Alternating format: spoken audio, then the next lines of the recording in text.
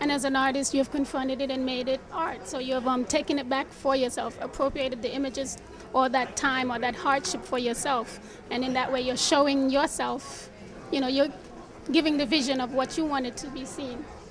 Yes, I think that's really a good way of expressing it. It is a taking back in that vulnerability that I felt 15 years ago, and probably not really being able to process it, because ultimately in the last 15 years, Arthur died February 6, 1993, I've been alone, with the exception of my daughter, but the issues have been pretty much issues I've had to deal with alone. So. You have also, and in another way of taking back and taking ownership, you're using the images to raise funds for the Arthur Ashe Foundation for the Defeat of AIDS.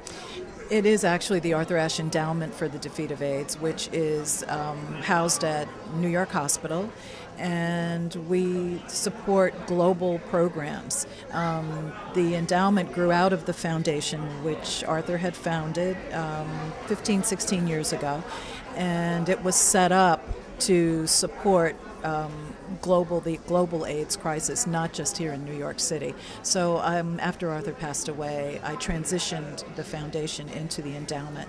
And I thought the appropriate thing to do with this exhibition, since it was directly related to my experience 15 years ago when we went public. Actually, it was 15 years ago since he passed away. I felt that was the appropriate venue for funds from this show to go. As an artist, we are supposedly more out there than others. How did your friends and family react to this, the showing? Well, the one person that mattered the most was my daughter, and she's been here with me all day signing these catalogs from the show. So I'd have to say, you could ask her yourself, but I think the fact that she's here is vote enough of support, that she's fine with it. Miss Ashe, I've seen the show, and I've been very impressed, because if it were me 15 years ago, I would have still been fetal now.